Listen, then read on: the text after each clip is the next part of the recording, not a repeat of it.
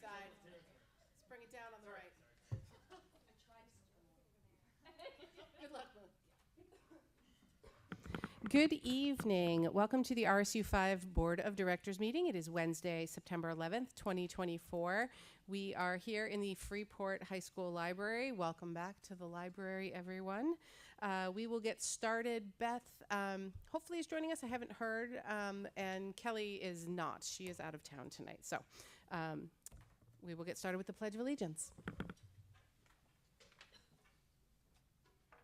I pledge allegiance to the flag of the United States of America and to the republic for which it stands, one nation, under God, indivisible, with liberty and justice for all.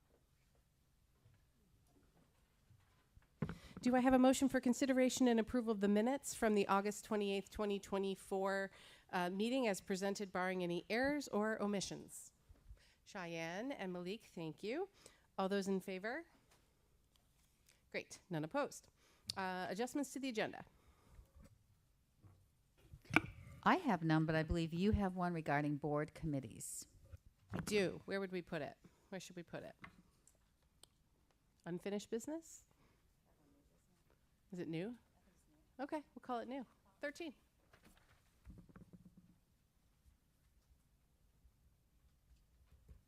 All right. So we will get started with good news and recognition, and we will go right to Phoebe with our student rep on how school started. All right, so school is back. We've had one full week, and it's been super fun and exciting. Our 11th and 12th grade mentors have been helping the new freshmen through their first few days of school, and they will continue to provide guidance and participate in activities throughout the year.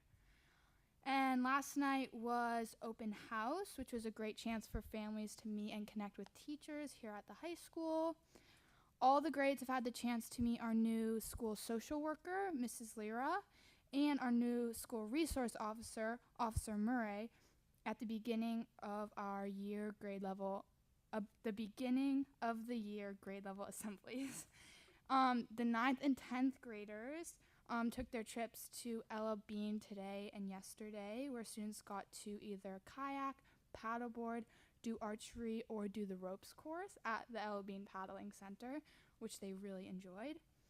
And Tuesday the 17th is a senior parent college info meeting in the FPAC at 6 p.m.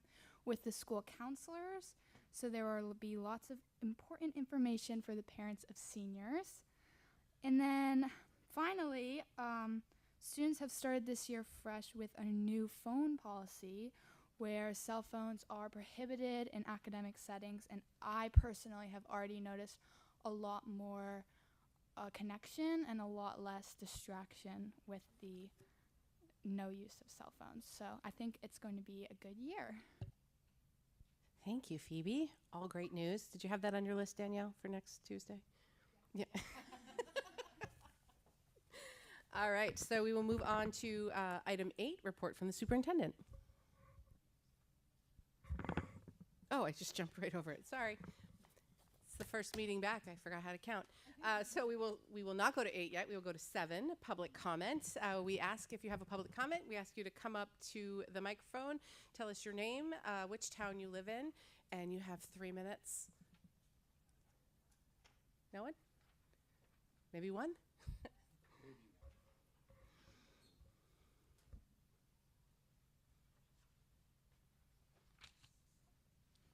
Is there a timer? Are we starting? Okay. Thank you. Good evening. Yes, indeed. Good evening. My name is Daniel Freund, and I live in Freeport. I've spoken to the board once before, but maybe not all of you are here. So I'm going to give you a little bit of background. Benefits USA is a corporation with more than 25 years experience. We are 100% local. Our office is in Westbrook, and everyone that works for the company works remotely, but we're all in Maine. Our largest client has more than 800,000 employees. 7 years ago, we acquired this client, and this month they signed a 2-year contract extension, which will make it 9 years with this client. We maintain all the necessary security protocols. United Healthcare is currently using our services to enroll Tennessee and Wisconsin. We have a lot of experience and some significant clients. So we want to offer a good package to RSU 5. Using Benefits USA, the Human Resources Department, will be able to invite new hires to enroll online, replacing all paper forms with one digital solution. This reduces cost and labor for human resources because it streamlines the new hire process. Benefits USA eliminates printing and mailing all the paper forms that you now require. Plus, this eliminates all of the transcription chores and the potential for illegibility, data entry errors, etc. The Enrollment Wizard incorporates dependent eligibility during the enrollment for open enrollment or for life events, thereby improving compliance and lowering medical claims. We automate I-9s and other government forms. We also offer in our system the opportunity for HR to assist an employee online. So if people don't want to enroll by themselves, HR can assist them online. All in all, this improves employee understanding and appreciation of their benefits. And we have benefit statements, also known as a hidden paycheck, which is available online all the time. We also transfer all of the data to the trusts, whether it's MEABT or MMEHT if the town were to use it too, and the carriers and third-party administrators. We will export data however you ask us to for your payroll system, whatever that protocol happens to be. And there are a number of convenient dashboards for HR administrators, everything from birthdays, employment anniversaries. There are dashboards that show you when people are enrolling, how many have enrolled, how many still have to enroll. There are automated emails to remind people to enroll and so forth. And the system can be used to data mine. We have an extremely flexible tool called Syncope. You can create specific data exports and you can memorize that and run it whenever you want to. We are offering this to RSU 5, free installation and free use for a year with a contract. I come from Freeport. I think this would be a good thing for our town, and thank you for your on the back. I'm sorry I made 8 copies. Here's a 9th. I can email this also out to people. The top 2 rectangles show a sample of a benefit statement and the description. These are very customizable. There's a sample of a person when they enroll online, and they have to enroll their waive and everything. It's a very simple wizard for a person to go through, and again, they can be assisted by HR. And the last thing I want to mention is that we insert a date and time stamp, so signatures are not necessary. The process that we use is accepted by California, Florida, New York, the federal government, et cetera, et cetera, et cetera. So thank you, and I'm at my 3 minutes. Thank you, Daniel. Okay, now we'll go to number 8. I do have a copy of these that I'll give out to the group at a break. And we will move on to the superintendent's report. Oop, there we go.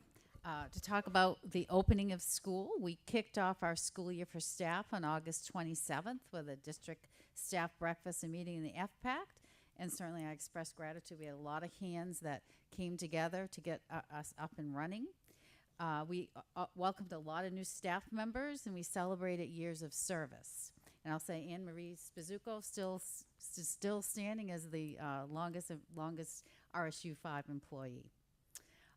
The opening remarks, I reminded our staff of the importance for them and our kids to pause from distraction, social media, cell phones, and the endless feed of stuff, and just be. And I think it's interesting, Phoebe, that you noted that with the cell phone policy at the high school, that people are just being and they're connecting more with one another. Our morning concluded with we'll call it the farewell performance by the district administrative team. We had the band broke up performance that we gave, and who knows if we'll come back again next year. After the morning, our staff went to their buildings, and we had some professional development followed by 2 more days of PD. On last Tuesday, Tuesday after Labor Day, we welcomed back our pre-K 9 kiddos for the 24-25 year, and then our full student body returned on the 4th. and an opportunity to visit the schools. I will say there's certainly lots of smiles. People are happy to be back. Kids are happy to be back. Staff are happy to be back as well. And today we've completed day 7 of school. Let's talk about student enrollment a little bit. And let's see. I believe it's on a regular white sheet because there are some boxes. It's labeled item 8A1. I want to talk about that. Presenting it a little bit differently than we have in the past because I wanted to provide the board with more information. So if you look at the top green box, that's the actual enrollment as of today. We've been tracking the enrollment all summer, and what I do is I update it every Monday, and it's shared with our administrative team as well, so we can keep track of actual numbers. Then the next box is actual versus projected. If you remember, the projected number is what we base our budget number out. When we have to hold a pin in the enrollment at a point in time for our budget, looking at our October 1 enrollment, looking at past enrollments, and that's how we get to the projected enrollment for budget. And you can see then there's in the middle is a box actual versus projected, so you can see the projected on the side and the actual. And what you'll see here is from our projected, we had projected 2,094 students, and we're actually 93 students less than that as of today. Looking at the summer, we had many more students this summer, and we've had some kids enrolled, and we've had some kids leave. And I think part of our loss was we did have our families that were some of our new Mainers families moved out. But one thing that's interesting that we're watching, we can't quite wrap our arms around it. If you look at pre-K, we're down 41 pre-K students, and we're not sure why that is. And also 10 in K, so that's 51 students right there. So that's where there's a big chunk of children that, based on previous enrollments, based on our expected enrollments, and they're just not here. We're not, frankly, sure why. So that's the big chunk of that. On the bottom, I wanted to provide you with the number of classroom teachers at each grade level at each school, as well as the class size based on that actual, and then what the classroom size policy is, just for some information for you. I think this will be helpful as we go forward with budgeting. Our administrative team has this. We're watching this very, very closely as we're beginning to prepare for next year's budget. The back side of this, you'll see there's a historical enrollment because we share every September what the enrollment was at this time of year. And so I went back to the 1920 school year, and you can see where we were as opposed to where we are now. And I think we look at those years 22, 23, 23, 24. Part of that, I think for sure, was that were new Mainers families. But my curiosity as I go back to that pre-KK, because those we would not expect those are all those families that came in suddenly in August. The other piece we'll start looking at is our October 1 enrollment that I'll be providing for you. We'll do a historical look because that's what we're looking at when you're talking about subsidies based on that October 1 enrollment. So we'll be looking at that as well. So I wanted to make sure you had additional information that we normally provide as we look at this. I think this will certainly help us as we're really looking at budget for next year and our need for staffing. I want to also, under the opening of, is there any question on that before I move on? I don't want to go ahead. About the decrease in the pre-K and K numbers. Do you know if other districts are seeing the same decrease? I don't know, or- but that's something I can ask to my colleagues of that, because I'm curious. That has Yeah. me wondering why there's that big decrease in that. But I can certainly Interesting do to some know. probing around why that might be. Because we assume 16 per, we assumed we were basically full, right? Because historically, we've been full, and there have been families that wanted it and couldn't have it, right? I think we've been able, for the most part, to accommodate. Right, but might we've be in a been, different town, but we've but been able to get yeah, it. we've been able to accommodate, because if we had a space in another town, we would give that option to them. So we've been able to accommodate. But that's just an interesting statistic I want to dive into a little more. Yeah, I mean, in Durham, we're almost half of what we Yeah. thought we would be. Carolyn? Do you guys just can you remind me on how we get the statistic for the incoming pre-K class sizes? Like where do we get that information? I think in like March of the prior year, we send out information that says, hey, if you've got an incoming pre-K, let us know. And we start letting them sort of pre-register. Got it. So it's Or a starting on the self-reporting. list. It's a self-reporting thing. Yeah. Well, I mean, okay. but I'm sure there's some assumptions made. Yeah, and then and we also look at the trends for the last few years. Sometimes we know the principals will know families in their communities, or there may be a sibling of a child that's already enrolled in the school. So they're using that data as well as what other projecting based on past data, what that will be. Thank you. I wanted to also, under opening of schools, talk for a moment about transportation. This year, the transportation department and our new director is using a software system. This software system is supposed to improve route creation and communication with families. And I'll say clearly this has not been the case, and we are working diligently to improve this going forward. We want to make sure it's important that our families know that we are transporting their children to school and home safely, and that our communication is accurate. So we're going to continue to work on that. Number 2, looking at summer resignations and hires, there is a tan sheet in your packet, and we list the professional hires. So I'd like to note those for the members of the public.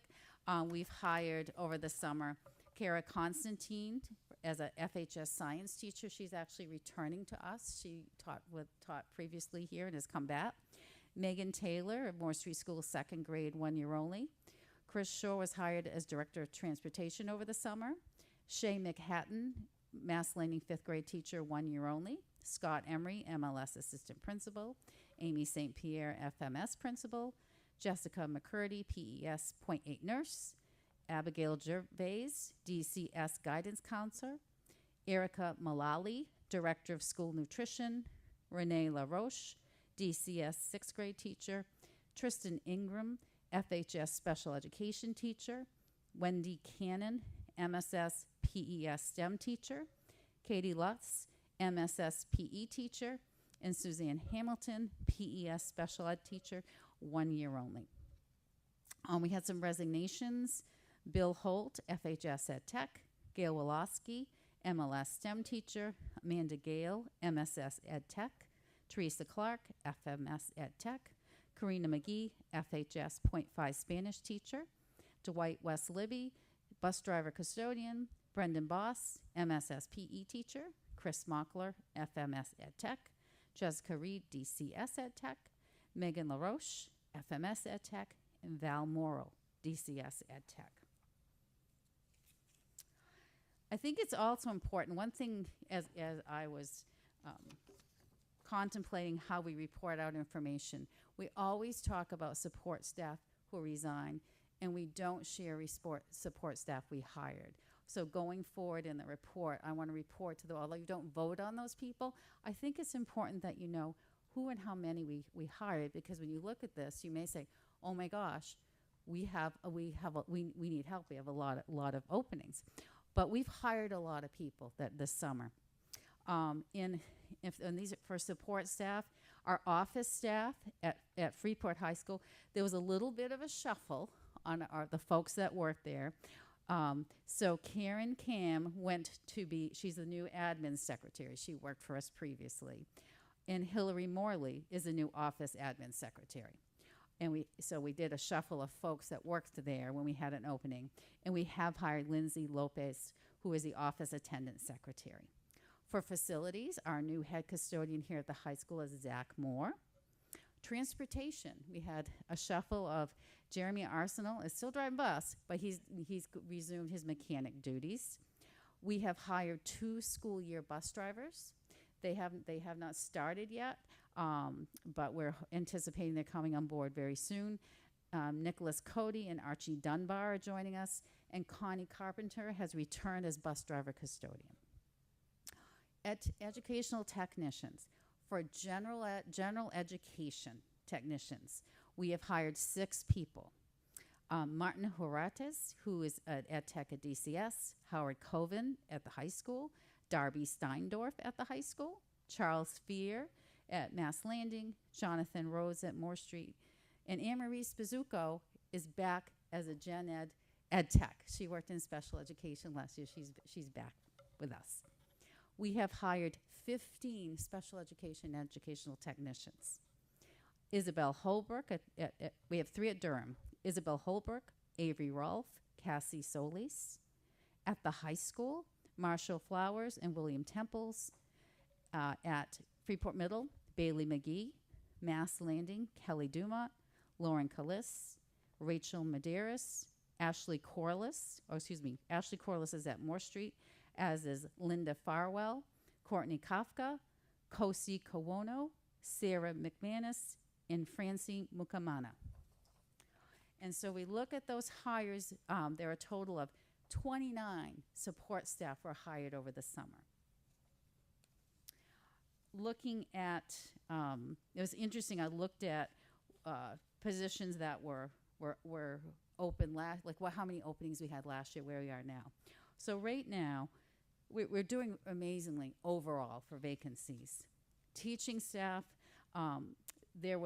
we have no openings. If you remember, we had BCBAs and speech language people, and we filled them all. We do have 1 instructional strategist it was slated for Durham in the middle school. We advertised, we interviewed, but we've decided that what we'd like to do is use targeted professional development instead of hiring someone, because it is late to find a good fit for that. So we're not going to hire that person this year. For special education technicians, at one point this summer, for special ed, there were over 18. Right now, we're looking, there are 6.5 ed techs.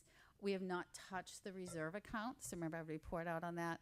1 position we had in reserve account, we decided we're not even going to hire that. So we've touched nothing out of reserve, and we have a 0.5 that's in your local budget left. So it's amazing.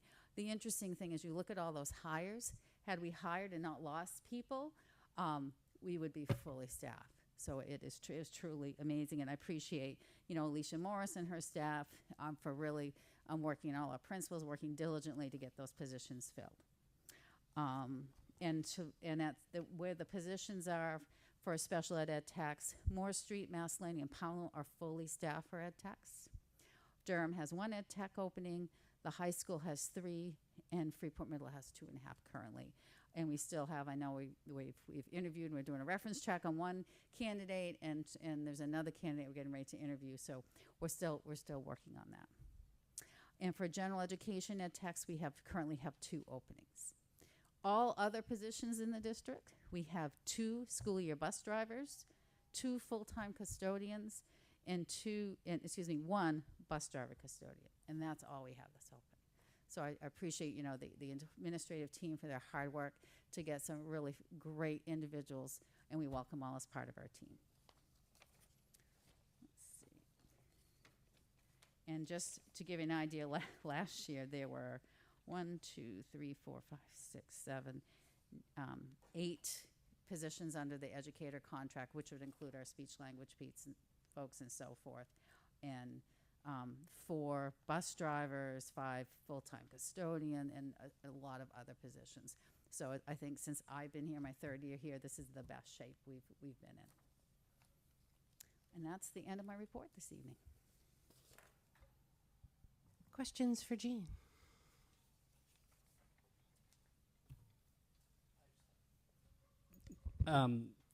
Some awesome news in that, so thank you for all of that. The 6.5 special ed that are still open, those are including or not including the reserve account? So we put 7 ed techs in reserve. Right. And of those 7 in reserve, 1 we said we're not going to hire. It's no longer needed. So really the 7 in reserve, the money's still there. We didn't touch it.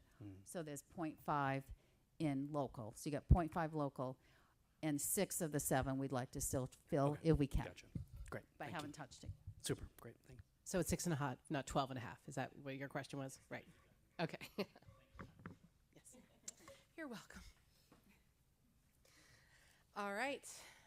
So we will move on to number 9 in administrative reports. We only have one this evening, so I would like to welcome Alicia Morris up to the podium to give the board a presentation on child fine and FAPE, which, as you recall, we have heard a fair amount of in the past couple weeks and over the summer from some community members. So not everyone has met Alicia yet, so Hi. welcome. Nice to meet you all. I know some of you I saw in May, I believe, when I was here, but nice to see you. Yeah, I think it was May, right? Maybe, yeah? Okay. Can you hear me okay? All right. So I'm going to be referring to item 9A in your purple folders.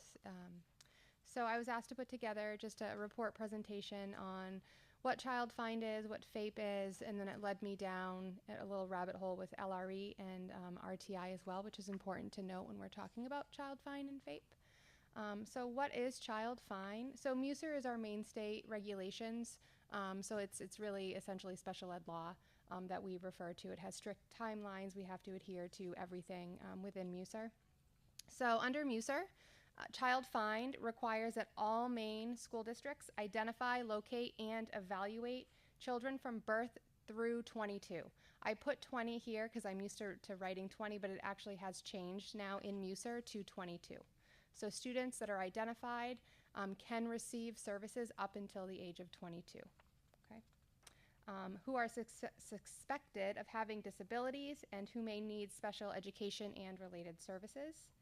So child fine applies to all children, including those who are enrolled in public and private schools, students who are homeschooled, highly mobile children, so that would be our homeless population, children advancing from grade to grade but may still require services.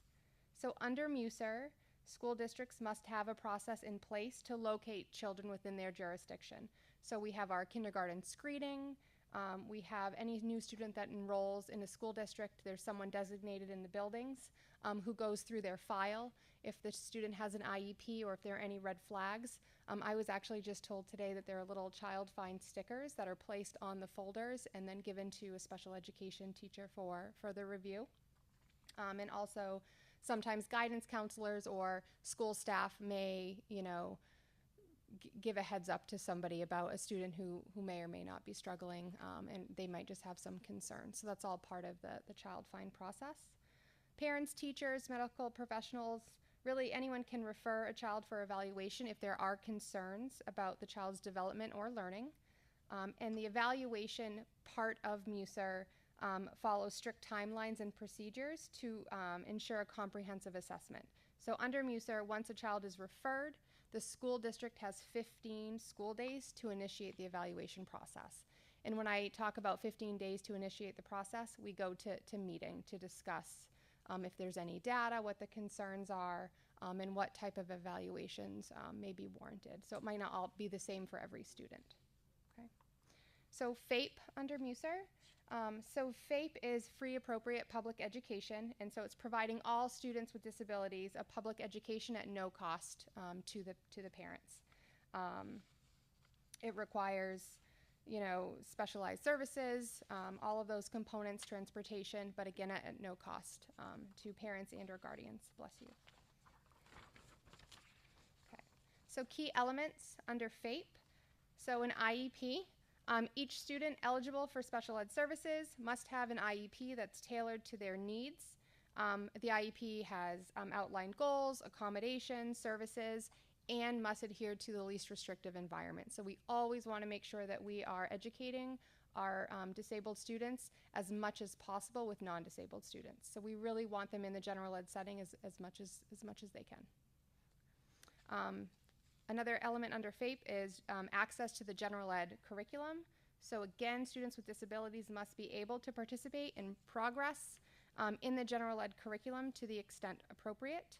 Again, services are at no cost to the family.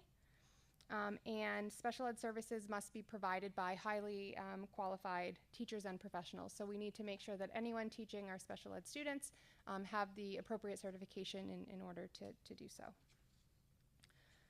Under least restrictive environment, so again, I touched upon this a little bit, but students with disabilities should be educated in the least restrictive environment possible, meaning that they should be placed in general ed settings alongside non-disabled peers whenever appropriate. Even students within self-contained classrooms, we look to be inclusive and get them out as much as they can to participate with their non-disabled peers. So it might be during specials or morning meetings, sometimes lunch, recess, any opportunity that we can provide them access, that we want to make sure that we are doing that. So important MUSER, Child Find, and FAPE timelines. So once a student is identified, everything that we do has strict timelines that we have to adhere to by law. So with the referral process, again, once a student is referred, the district by law has 15 school days, not calendar days, school days, to gather the consent for the evaluation and make sure that they submit that to me. An IEP, so once we go to meeting, if we determine that a student is found eligible, the IEP must be developed and implemented within 30 calendar days. And for reevaluation, so every 3 years, once a student is identified, you have to reestablish identification. So it's not they're identified and then they're in it for the length of their school career. Every 3 years, you go back, you assess, you look at data, and if you can dismiss, you dismiss, and if not, you re-identify again. You kind of go through the same process where you're filling out the eligibility forms. Okay. So Child Find and RTI in MUSER. So Child Find and response to intervention are interconnected. So RTI, MTSSS, they're kind of used a little interchangeable now. That it's a general ed interventions, but it's part of the it's part of MUSER, which can be a little bit confusing. But it's the interventions that are needed prior to referring a student. So the school district wants to make sure that they have tried all interventions, collected data before referring to special education. So RTI as a pre-referral process. So it's a general framework designed to provide early intervention to students who are struggling academically or behaviorally. And RTI serves as a pre-referral process that schools must consider before referring to special education. So if you see that a student is really struggling, you know, the gap is getting larger, if the school district hasn't tried and documented general ed interventions first, they should not be referring to special education. Because with general ed interventions, there are times where students will get the support that they need, close the gap, and be able to move forward with their peers. And we really don't want to be over-identifying or pulling kids out of the classroom if we haven't tried other interventions first. Can I ask a quick question on that? You said must consider RTI before a referral, but earlier on you said parents or medical professionals could refer? Anyone can refer. So does the must apply to teacher or staff, but a parent or a... Yeah, so it can be a little confusing. So if you have staff that are referring a student and they haven't tried any interventions first, if I get that referral, I'm sending it back and I'm asking them to attach the data and the interventions attempted, right? And it's over a period of time. So it's not we've tried this for 3 weeks, it's not working. Usually there's tiers to the process. So you implement an intervention that's measurable with a goal, and you implement it for 4 to 6 weeks. It's not working, so then you move to a more restrictive intervention, right? So tier 2 might be some support within the classroom. So the teacher pulls a group of students aside who might be struggling and provides an intervention, right? And they go through the 4 to 6 weeks, collect data.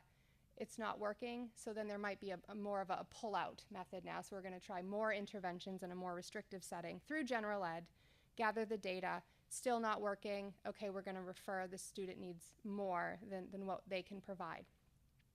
Parents can also, so parents, doctors, they can refer as well. There are times where a parent refers. If a parent refers, we go to first step meeting. I'm not sending that referral back. We have a conversation, and there are times when there aren't any general ed interventions. RTI hasn't been implemented.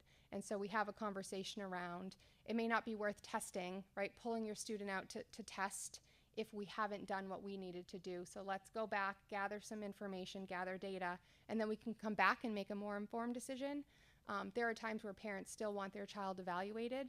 We'll evaluate, but it doesn't mean that the student's going to be eligible. So even if we evaluate, but we still don't have the assessments come back within 45 school days, we go back to meeting, but we still haven't gathered enough information and data through RTI, we can't find the student eligible. So it just because a parent refers doesn't mean they're automatically going to be found eligible. We still have to follow the process. Now there are times where under circumstances, and every child is different, where we will identify, but that's case by case. But typically we want to make sure that there are general ed interventions that are implemented and data collected prior to us finding a student eligible or not.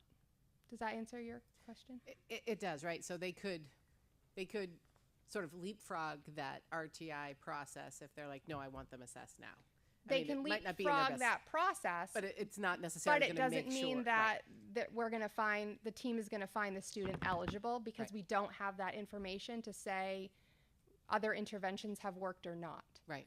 But you have that 45 days where presumably they're We could- starting those processes Yeah, anyway, so right? if anyone refers and their RTI hasn't been started, I would call the teacher and say, you have 45 school days to collect as much data as you can. And we'll discuss that at the meeting. Once the evaluations Yep. come back. Okay. Yep. Carolyn? Does the eligibility depend at all upon legislation, or is it a purely internal process that you guys go through? It's based on MUSER, and our eligibility forms and documents, which are different from state to state. Yeah.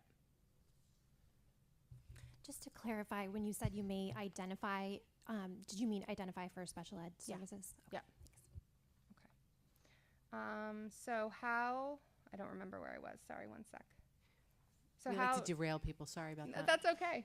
And I think I've covered some of this, but so if a student isn't responding to RTI, again, that's when it would kind of signal or trigger that evaluations are warranted, and then we may go to the referral process. Again, we want all of our decisions to be based on data, measurable goals and interventions, not accommodations, right? So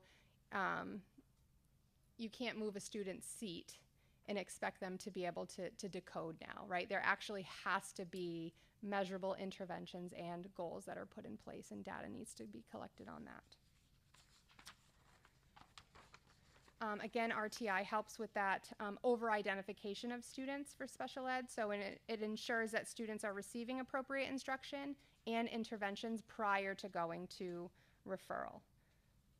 So key points for in MUSER. So Child Find, again, ensures that all students who may need special ed services are identified, and RTI is a crucial part of this process.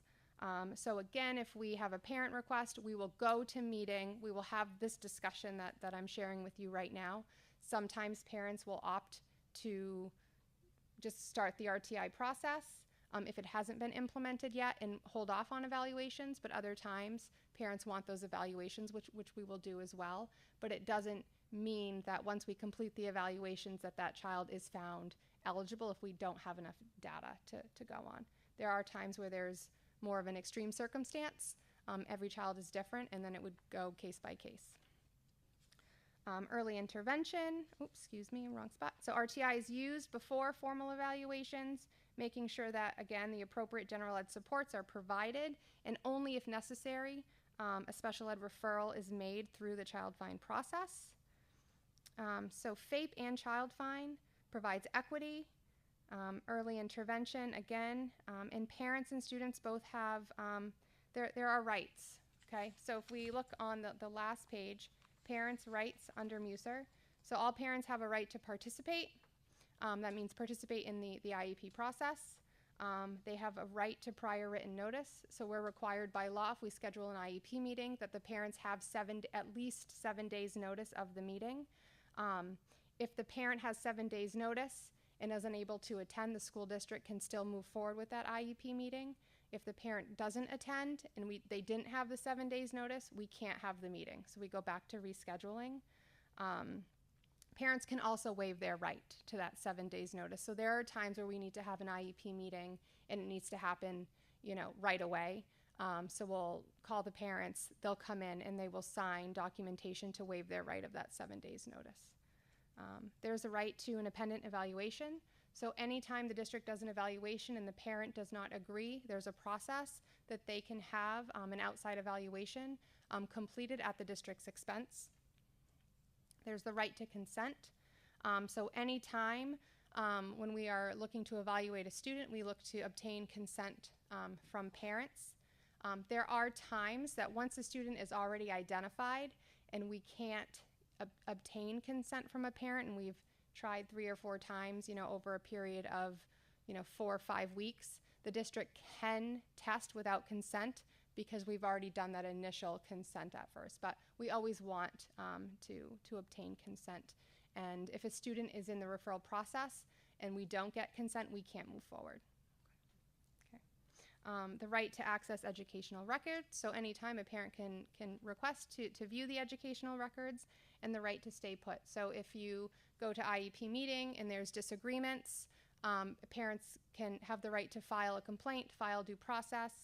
If you are looking to change a setting of a student and the parent files a complaint or due process, that child stays put in their last setting. So if we were ever looking to move a student to an out-of-district placement and a parent disagrees and files the complaint, that student stays here until the investigation is completed.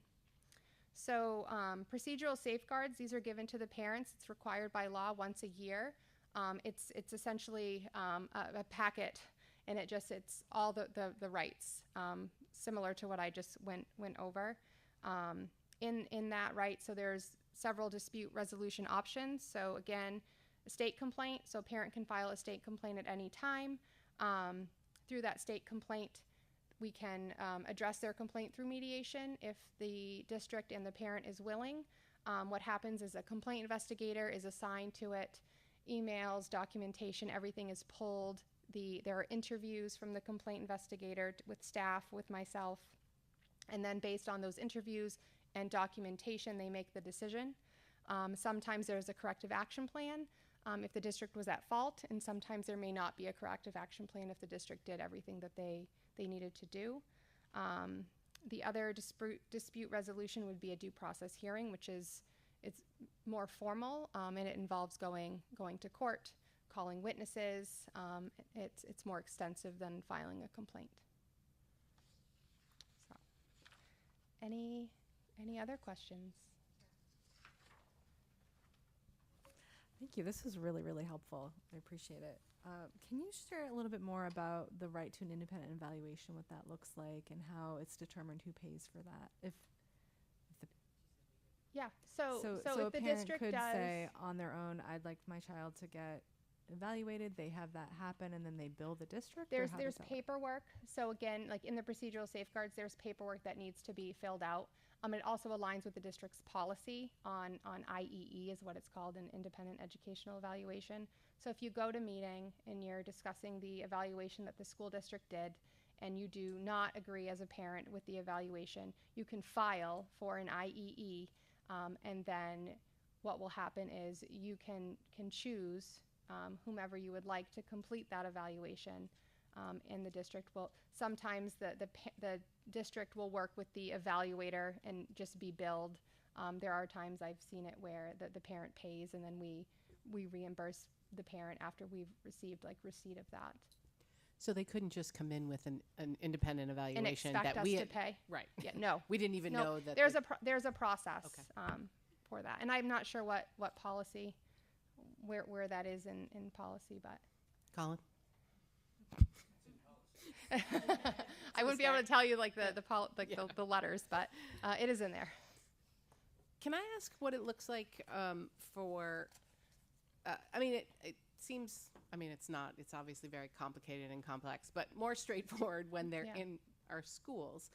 how are we living up to our obligation to find homeschool kids and private school kids? And I mean, it's our responsibility to do that, but I mean, unless we go knocking on doors, how do we do that?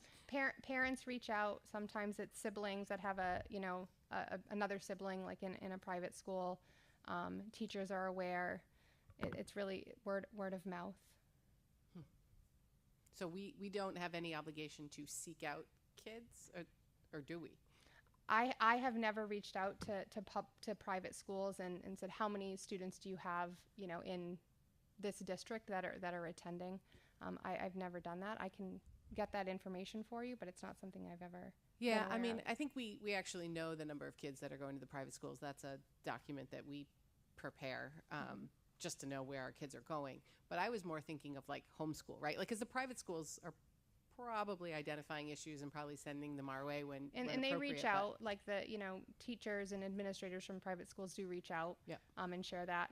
With homeschool students, usually it's parents will call and they want their child identified or evaluated. So what happens is if a parent calls, we'll certainly evaluate. We can't go through like the whole RTI process Because they're because not in our they're school. not here. But we'll evaluate, and if we find that the student would be found eligible for services, and they help them progress in the general ed curriculum. So it gets a little bit tricky. So we're not required to provide services to homeschooled students. We are required to evaluate. And they can take that evaluation and they can take it to an outside provider. If it's like OT, PT, they can use it for whatever they want. If we have the capacity to provide services to homeschooled students, we can do that. So from time to time, you may have a homeschooled student come in to receive like a speech service, but it really depends on the caseload sizes, and we really need to make sure that we're supporting and providing services to the students that are enrolled in our district first. The other thing is, so say you have a child that is identified or could be found eligible for SLD in reading. We wouldn't be obligated to SLD. specific learning disability. Thank you. You're welcome.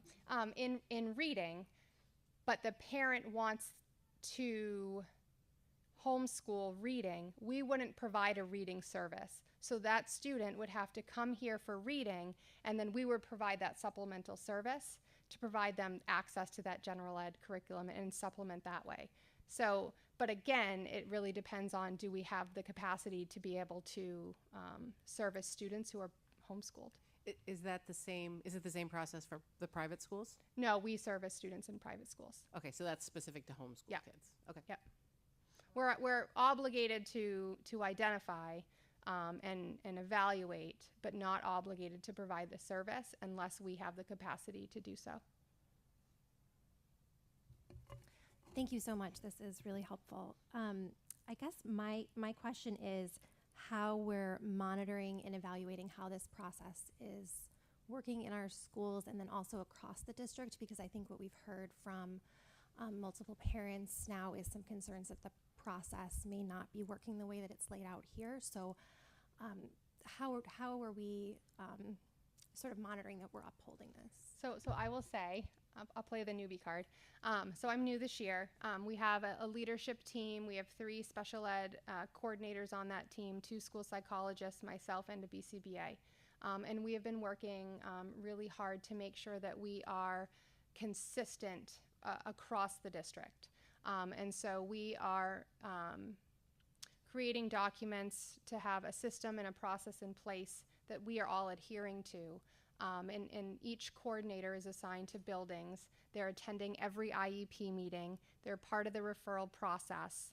And they are helping with the determinations and the eligibility at IEP meetings. So I can say right now, anyway, that we're developing systems and a process to put in place to make sure that we are all following the same process. And it's adhering to MUSER. I don't know in the past. I can't speak to that because I wasn't here. But I do know that one thing that I've been looking at and talking with staff and buildings is about that consistency, which seemed to be lacking a little bit. So making sure that we have all of these systems and processes in place, documentation that I've created, And I've been sharing that with the building administrators as well. And the special ed coordinators are all very much aware of what the process and what the law is. Yeah, more? Follow up, yeah. Thank you. That's really great to hear. And does that apply to both RTI and special ed? So I'm thinking of like a student who was in RTI but maybe not making progress. That monitoring process and all that tracking would apply to that situation too. Yeah, so if a child's in RTI and they're not making progress, there should be data that's collected.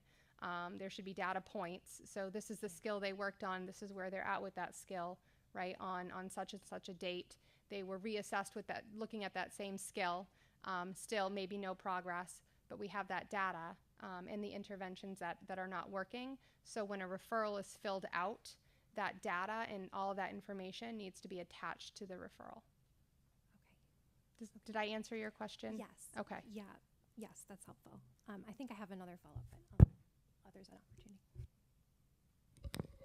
This is super helpful, so thank you so much. I have two questions, and maybe we can separate them, go back tomorrow.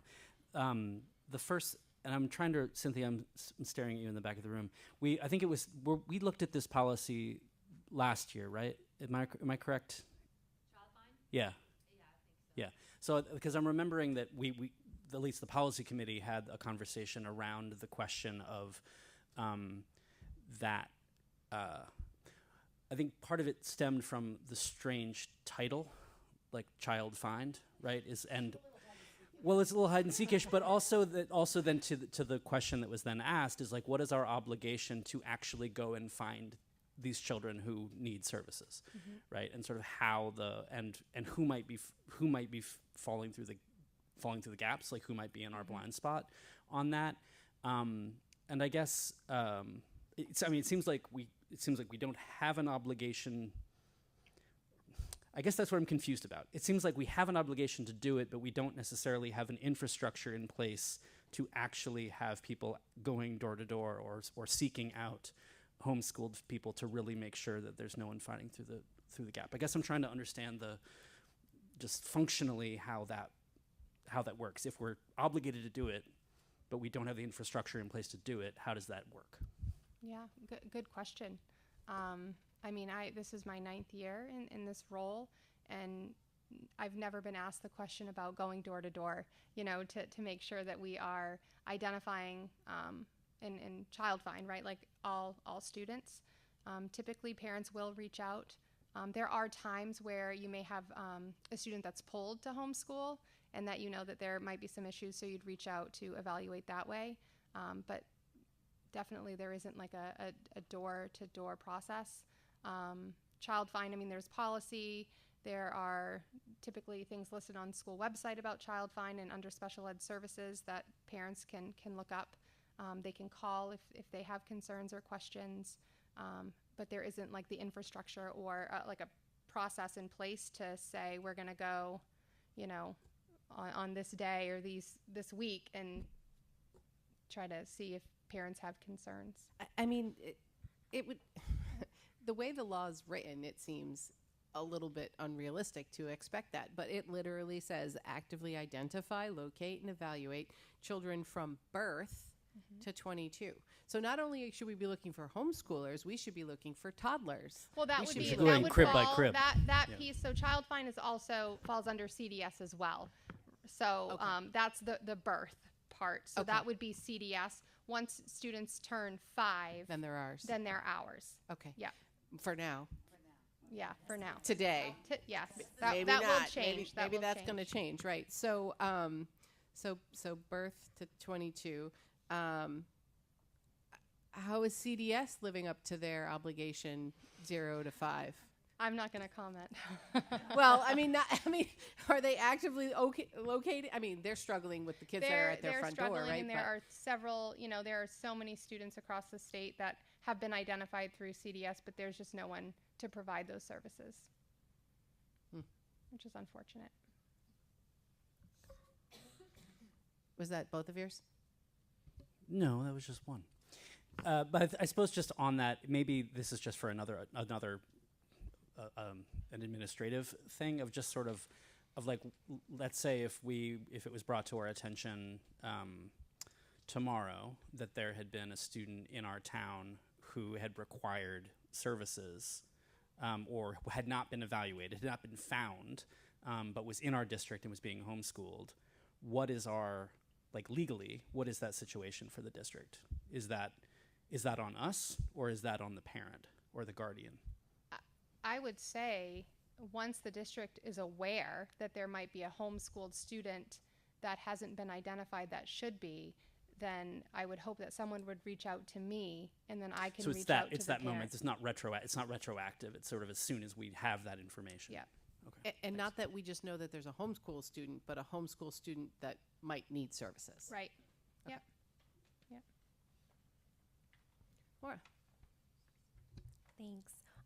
So my follow-up question, I did want to say I so appreciate the measurable goals and interventions and the tracking. I think that process sounds really great to put in place.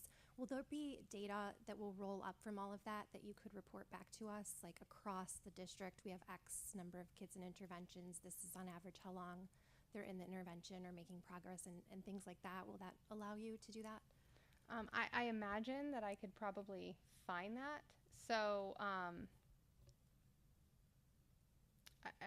I guess so. Yeah. I mean, if it's not I would realistic, think, then yeah. that's So the hard piece is that RTI is general ed, and I just got here, July 1st. So I haven't told general ed staff like this is what you have to do and this is how you have to collect data. I don't think that would be my role to really give them the tools and tell them that this is what they have to do. I may be wrong, but if I'm in charge of that, then I would gather that information, and I'd want to make sure that we're all using progress monitoring tools that's consistent across the district, and this is what we're doing before we refer, and I need this many data points with these interventions, and then you have to go back. I mean, I could do all that. It would just probably take a lot of time for me to get that information. I guess I'll just look to Jean and ask, is that the principals that then are doing that at the school level, or who We is have that. responsible? We have that at the school level. Yeah. That on who is receiving interventions. They could even tell you how long they've received interventions. Who's in the in the queue that we're watching who may receive interventions. Right. So that they do collect that data, and they have regular data meetings Yeah. to discuss that. I think, Cynthia, you're part of those data meetings as well. You're not part of those data meetings. So every building should have a team, whether it's called an RTI team, SAT team, And they do MTSS team. that they And anytime that there's students, identified or not, who are struggling, they bring that name to the team and they talk about what can we do, right? So if you have a student that's really struggling with, behaviors, you probably want to involve our new BCBA in that meeting, and she can kind of go observe and help put some interventions and goals in place that we can collect data on.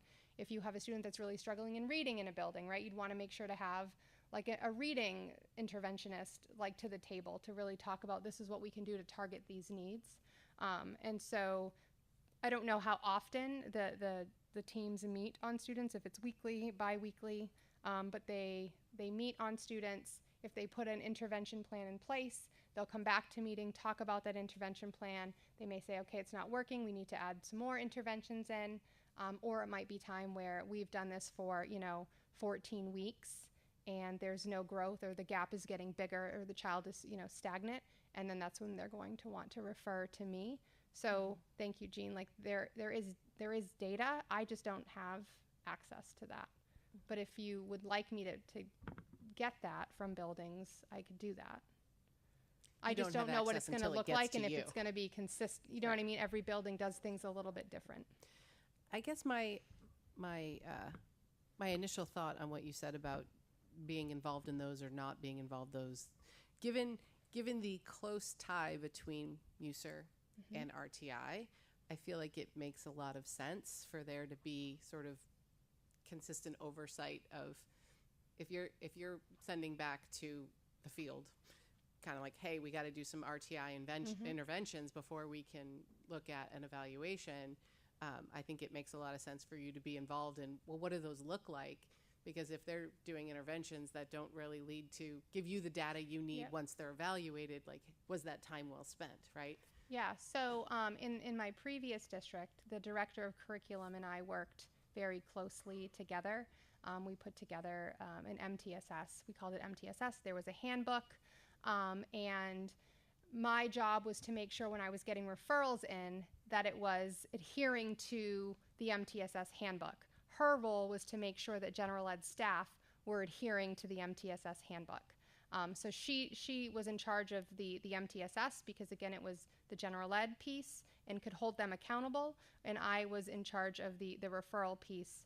And so we worked very closely together. It was a success. It was hard. It was a lot of work. It was a success because we were on the same page. And so if you're not on the same page, it's challenging to make that work, because I do hear what you're saying. If there aren't systems in place for MTSS or RTI, and I'm sending referrals back because there isn't anything, it's just going to be a wheel, and we're going to be identifying every student because there isn't a process. I know that there's a process here. RTI, again, I mean, I've only received a couple referrals so far that I've actually seen. Some have had data attached to them, and some have not. And the ones that haven't, I just simply sent it back and said, can you attach the interventions, because they were staff referrals.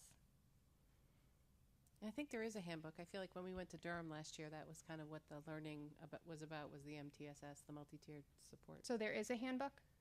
Well, Like a there's system, district-wide right, they talked implementation, about or it. just at And Durham? I think what would be important is that we look, there are systems. I don't want people to walk away to think there are not systems in place in the schools. I think Alicia's point is it might not be consistent, and it's important that we get some consistency with that as she works with the team. And certainly, it is a gen ed intervention, that part. So also, Cynthia's in charge of curriculum, so important that there's a connection there between the two.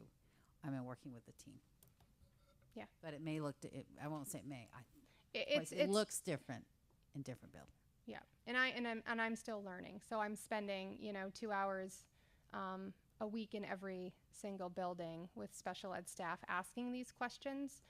No, not so much about like what are you doing for general ed interventions, because that's not their role. But how does it look like? What's the referral process like? Who does that? Who gathers the information? So that's layer one, and then once you have, then you can go deeper into the schools. And I mean, that's the hard part, right? You started in July, but there were no people in the schools. The tricky thing is that each building administrator, they are in charge of their RTI and MTSS, and because it's not a special ed initiative, it's in MUSER because it's required as part of Child Find, but special ed is not in charge of RTI or MTSS, so it gets a little tricky because I require it, but I'm not in charge of it, essentially. Yeah. I think you'll find administrators are all very good partners in that way. So hopefully, I have found that. Yeah. I wasn't prepared with data for RTI, so I apologize. we throw some things from left field. Yeah. You'll learn that about us. Colin. I'm not sure if this is from left field, but I guess from like a somewhat like a 30,000 foot view of like the school, the school system in the district. When or why is it in the district's interest to either identify students with special needs or not identify students with special needs? And I suppose I'm asking that from like a funding or from like a staffing point of view, because we've heard about under-identification and over-identification. I guess the root of my question is sort of why does that pattern develop, like that the sort of under or over? Is that because the school knows that it doesn't have the resources to be able to provide it, so then tries to not find as many students? I don't know if I can answer that question. I know, from my standpoint, is if a student is found eligible, and there's criteria to find a student eligible for services, that you would provide those services, and you wouldn't not qualify them based on funding. That should never be ever a reason. The district is obligated to provide FAPE, and that is whatever the student needs, the district provides. Now, I know that there's over-identification from time to time if there isn't a strong RTI or MTSS process in place, because teachers don't have the interventions or the tools, which causes a lot of referrals to come because nothing has been tried, right? So that can certainly cause an over-identification. As far as under-identification, I don't know, maybe it's the same thing, right? They don't have the tools and they're just not referring. So I'll piggyback on Alicia. First of all, in terms of staffing or whatever, there are regulations for identification. So there's a process you have to go through. And if the child is identified as a child with a disability, we're going to identify. We're obligated to do that. We're morally and ethically and otherwise legally obligated to do that. So we would do that. The over-identification, the reason that we want to watch that is because if a student does not need specialized instruction, as a student does not have a disability, we don't want to identify that child because that child doesn't need that service.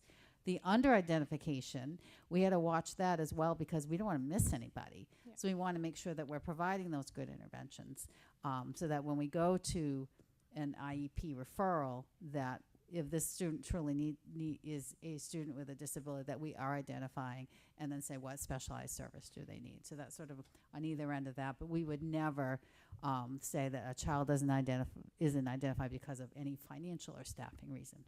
And just to add to that a little bit, just because a doctor prescribes an IEP or a diagnosis to a student does not mean they are going to be found eligible for services. So there are many times where, a psychiatrist or a psychologist or, a doctor will say this student has autism, they need an IEP. If there's no adverse effect, there could be adverse effect, but it's not impacting their progress in the general ed curriculum. Just because they have autism does not mean that they're going to need an IEP. So I think that's a misunderstanding, that if a student has a disability, they're automatically going to get an IEP.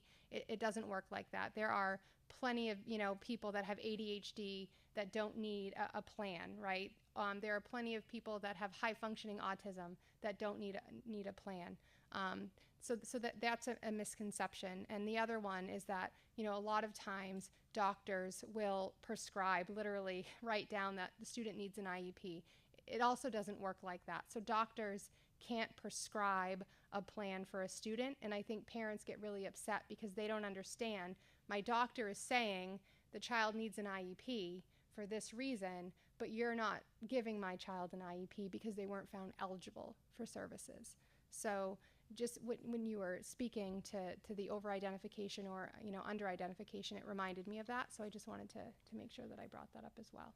So it looks like the parents have sort of an avenue for if they're unhappy with the services or they disagree with sort of the road it's taking. Is there any alternative for parents that their child is not found to be eligible? Is there appeal process? They can also file a complaint. Okay. Yep. Okay. So it's basically that same Same process. thing. And I would also encourage, if now if there are families that are unhappy or have concerns, I'm happy to meet with parents, to take phone calls. So I would just encourage parents to reach out to me if they have any questions. Great. Maura.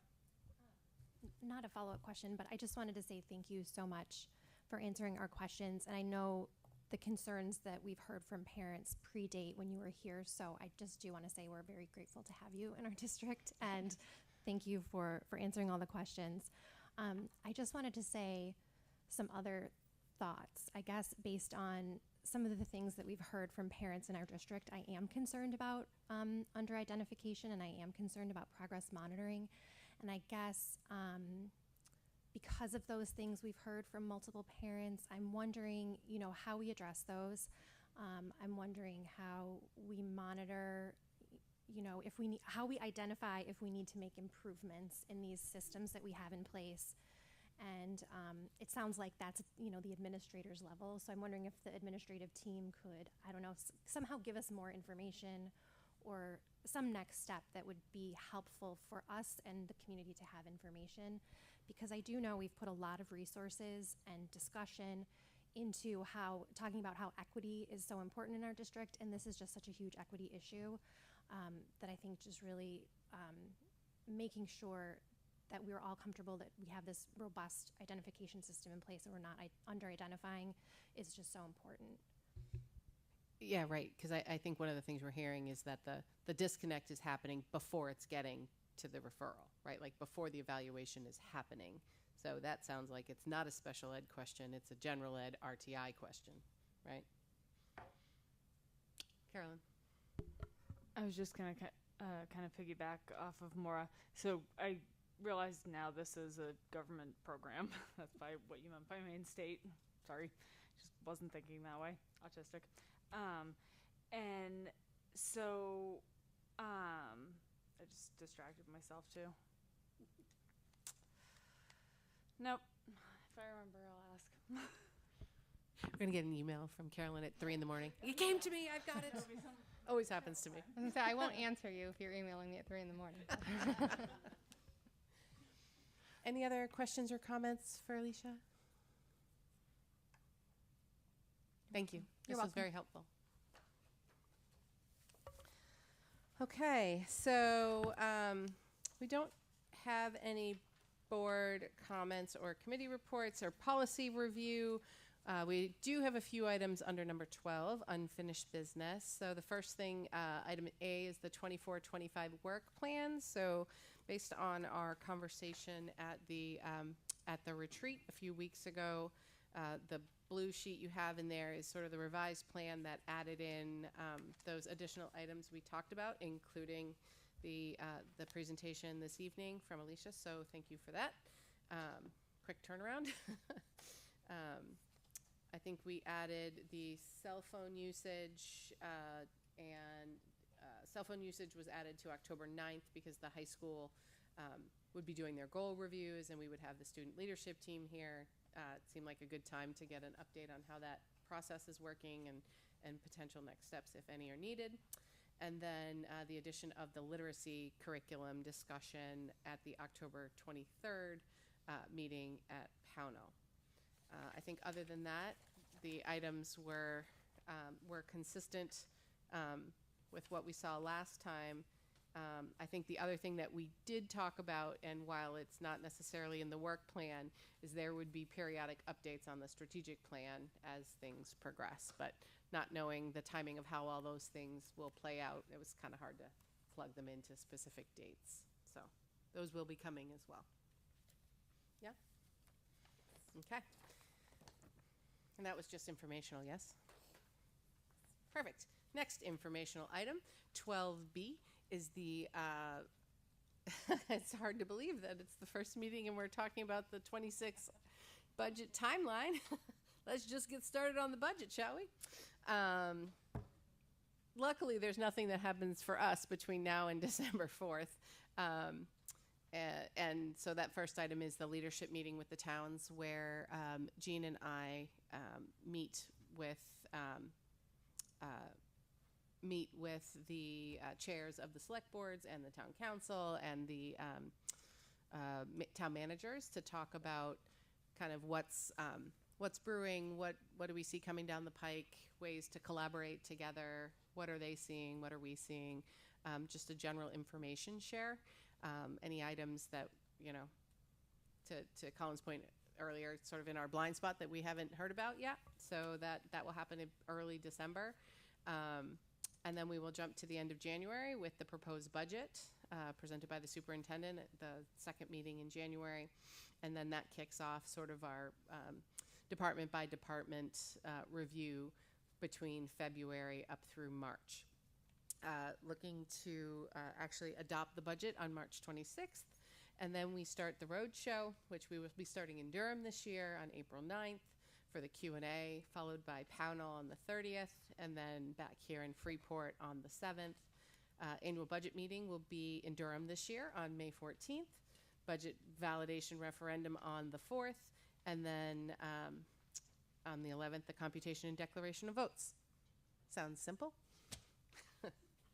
So nothing materially different from how we've approached the budget for the past several years, but just so you have these dates available. Beth, yeah? I would just like to highlight for the public or whoever is possibly watching or listening the dates of March 19th and March 26th, because those are the times that we want to hear from the public input on the budget prior to when we adopt it. So if anybody would like to give us input before we adopt it and not wait until the Q&A, that would be wonderful. Yes, great point. Yep. All right. So there we go. The budget process is off and running. Here we go. All right. So next is 12C, which is the we're going to talk about the strategic plan. We'll get a motion on the table and then we'll discuss it. So do I have a motion for consideration and approval of the RSU 5 district goal for 24-25 to engage stakeholders in the communities of RSU 5 in a comprehensive and inclusive process to collaboratively develop a 5-year strategic plan? Whew. Kara and Maura, thank you for that. Okay. You on the purple sheet, item 12C, based on some feedback from the board, we've updated the process for the to engage in the strategic plan. We have sent out RFQs to, and you see what we sent out to folks that could be potential facilitators, consultants. We have not yet solicited. Although we were planned to do a little bit early, members for the Strategic Planning Process Advisory Committee, because I wanted to make sure that we were solidified after tonight. That will go out tomorrow if we're there. We did add for membership the Director of Instructional Support. We felt that was important to have. Alicia just has a different lens, that would be important as for this. And remember, this is sort of the work, I call it the Worker Bee Committee, that's going to be doing the work. We'll be soliciting folks, but then we'll be establishing a strategic planning process committee. It will be the superintendent, assistant superintendent, and director of instructional support that we're looking at, because we obviously have some teachers and students and so forth that will be saying, I'm interested in being on that committee. So we'll put that committee together. And then our RFQs, our requests for qualifications, have been sent out and due by 2 p.m. on October 4th. Our committee will get together on the 10th. It's an organizational meeting to look at who has submitted their request for qualifications, what has come in from our facilitator consultant candidates, and select some folks for an interview. The committee will interview folks, and then we're hoping on the 7th to be able to meet with a facilitator, really develop a detailed scope of the work, including future committee dates. And again, we have tentative dates in May and June to give a proposal to the proposal to the board that's been worked on. But as Michelle mentioned, there'll be regular updates. There'll be more articulated when the meetings are, including when we're going out to stakeholders. Who are those stakeholders? I know there was a question, how are we going to fold in our strategic communications committee? Certainly one thing they can do, they can help as we're identifying who are those groups. And I know I've heard, for me it's important we make sure we're talking to marginalized groups. We're looking at folks from all committees. I remember the purpose of the strategic plan, it's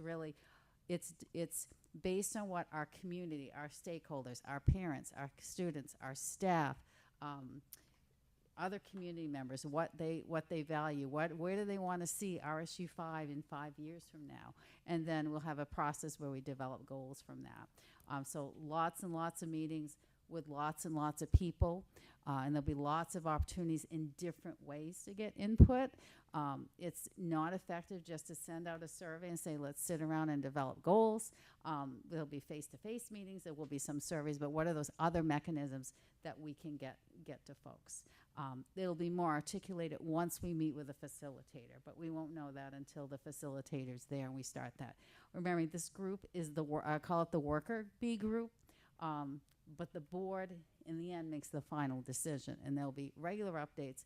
There'll be a plan there. If we're not ready to adopt a plan on June 4th, and we say we haven't got to that point, that's okay.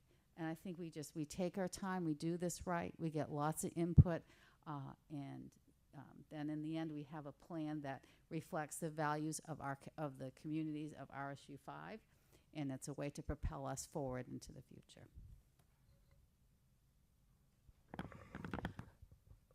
I almost just ate the microphone. Sorry about that.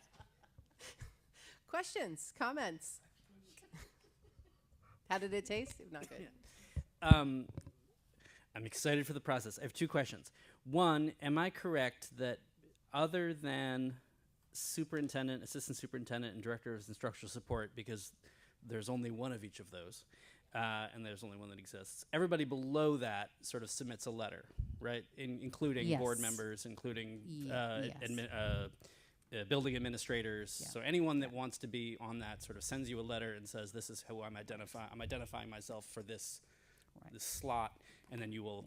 And I then- think for the board members, I know, frankly, is like if everyone wants to be on it, which would be awesome, but there's be too many of us, because if you've ever been on a group where there are lots and lots of people, you can't get anything done because there are Right. too many people. I think I'm going to ask the board chair to support. If I have every board member, I'm going to lean on Michelle for the board member piece for that. I think that would be Throw me the under way the to do. bus. I'll throw you under the bus right there for that part. But the other, but the And other I actually folks- think I get to be an ex officio member of every committee, so I could be on it too. Can you want to? Because I wanna. Okay, but given that, so Michelle's the bad guy. Yes. When we send in Malik and I send in letters. Yeah, and send it to Malik is send it just to a lot Ginny. better. Everything goes through Ginny. Remember, Okay, and then Malik we and I know we send all it to get Ginny, and Ginny looks at them, and she changes mine so that it's not as good as Malik's. And then it goes. She would have to change it because it'd already be better. And it goes on to you, and you might call Michelle and be like, "Hey, like Michelle," and Michelle's like, "Definitely Malik." Definitely. Okay. We can save the phone call. Just Malik. Good. Yeah. That was my first question. Second question. Yeah, exactly. Back, paper, scissors. How does the budget timeline and the development of the first year of the strategic plan work? It really won't. We'll be developing goals to work on for next year, but any goals we do, we won't be at the point where we say there's going to be a budgetary impact to this goal because we haven't worked on this goal. So any strategic planning goals for the first year, it's understood that there can't be any asks for that. Right. Or if there are, they are identified like in January, February, March to like. The only potential financial impact is, let's say we have a person and we say we really need 2 years or a year and a half, whatever, to do that plan. We may have to say we need some money next year for the facilitator. That would be the only for next year, the only financial impact. And I think through the process as we work on goals, when there'll be a financial impact when we're working on goals will really be after we've worked on that goal and we said, now we've worked on this goal and now we know we need to do X, Y, Z, and then that would be budgetary. Other comments, questions? Carolyn? I remembered what I was going to say. So it is, since it is a state program, as we were talking about at our last meeting,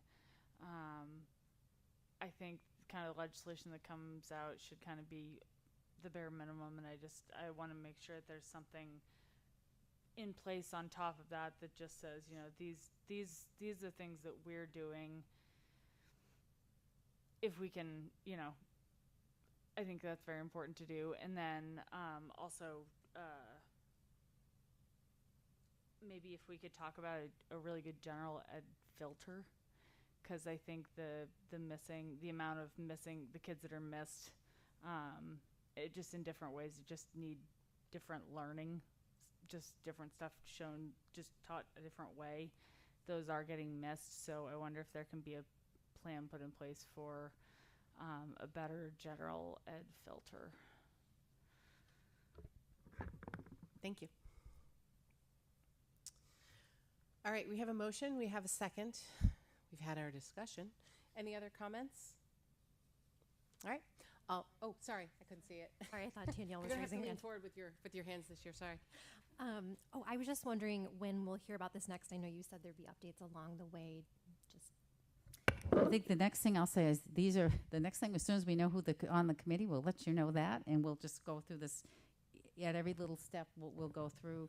I think certainly good reporters are things like when we've identified groups that we're going to and that we share with the board. This is where we're putting, I'll call it the dog and pony show on the road, to go out to these different groups to talk to them so that you know dates and times. And that's a time as well, because I know the board, I know, many of you expressed, like, I really want to be involved in this part. And it's exciting, wonderful work.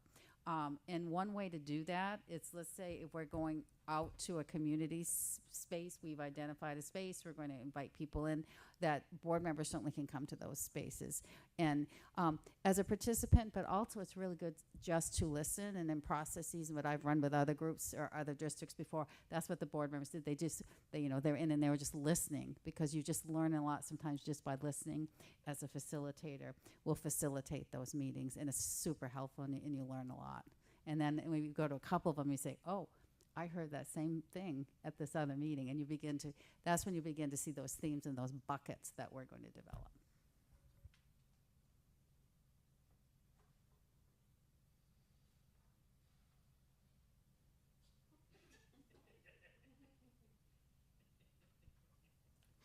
I'm sure I'm going to hear from Ginny. All right. All right. So we have a motion. We have a second. All those in favor? Great. None opposed. All right.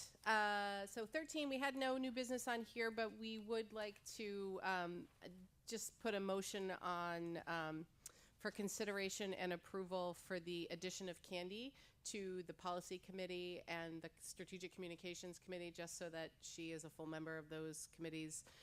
We don't necessarily want to move other people off them, but I don't see any downside to having, an extra brain at the table for those conversations. So I would entertain a motion for that. Maura, thank you. Second, Beth, any conversation? Mm-hmm. I'm very excited to have Candy back. And also just that I think hidden in that motion was that until Candy, unless she reconsiders, leaves when the new Durham rep is. Yeah, I mean, that's always the implication, that once somebody, like the same with when we elected, the people from Freeport, which may or may not be here after November. Right. Yeah. Then we have it sort of then we would reassess we have the openings. horse trading, I think you sometimes Yes, call it, yes. because we have the dog and pony show, and then we have horse trading. Great, excited to have Candy back. Miss Stacy's turtles, painted turtles. All right, so we have a motion, we have a second. Any other questions, comments? All right, all those in favor? Great, thank you. We don't have any personnel items. We've driven off the public, as we tend to do. I don't think there's anyone left, right? No. So no public comments. So I would entertain a motion for consideration and approval to enter into executive session as outlined in 1 MRSA section 4056A for the purpose of discussing the superintendent's evaluation. Beth, thank you. Malik, all those in favor? Great. We're going to go down the hall? We're going to go across the hall this time. Across the hall. All right. All right.